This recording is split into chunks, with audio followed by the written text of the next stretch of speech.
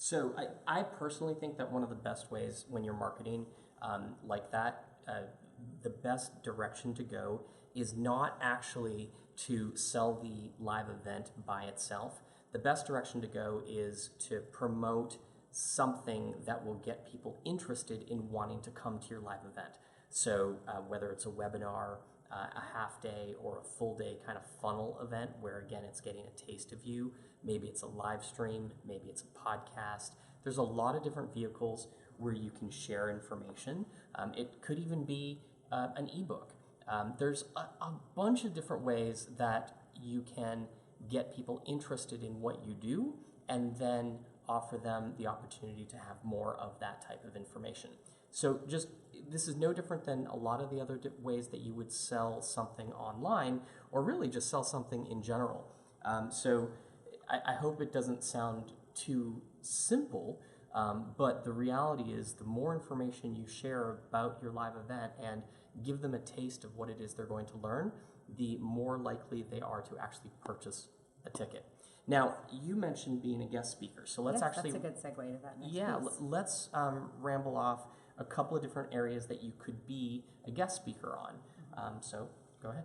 So you'd be a guest speaker on a live event, on a podcast, at a networking event, on a webinar, a Facebook Live like we're doing here. So many opportunities to get in front of your audience. And so any one of them are good, and in combination, even better. Like I think the more opportunities for touches, the better. And you want to kind of create that feeling like, wow, all of a sudden she's everywhere. I'm seeing her everywhere. Like she must be the expert on live events. I'd really love to learn more from her. So it's kind of like if you've ever heard people speak about PR and how to use PR to generate buzz for a specific thing, maybe you're launching a book or something along those lines. One article is great, but 100 articles is amazing. Yeah. And it's multiple touch points. It's because all of a sudden people are seeing you here, they're seeing you there, they're seeing you there, they're seeing you there.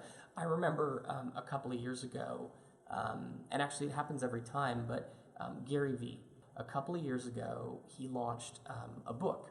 And it was like all of a sudden you couldn't turn on a podcast or turn on a live stream or go to a live event and have him not be there. It's like he was everywhere. What it translated to was a lot of people buying his book. Being a guest speaker is a great way to do this. It's being a sponsor at live events, right? So where do you get people who are interested in attending your live event?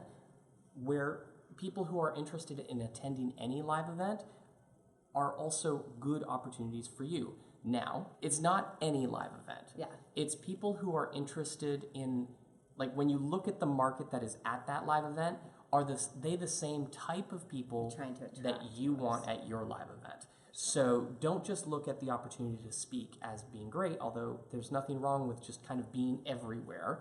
You do want to try and make sure that you get to the right and live this is event. going back to the numbers game. It's not just filling the event, it's filling it with the right people. But also sponsorships are not inexpensive. So to spend a lot of time, it's not just the cost of the sponsorship. It's paying to get there, it's the booth, it's the marketing materials, it's the hotel if you're having to stay overnight, it's the food you're going to spend, it's the entertaining costs for clients, potential clients. It's not inexpensive. So you want to make sure that it's a very targeted effort and they are the right people that you're trying to reach before you go all in on that. And the caveat that I was going to mention is actually a little bit different. As a live event producer, I'm hyper aware of this.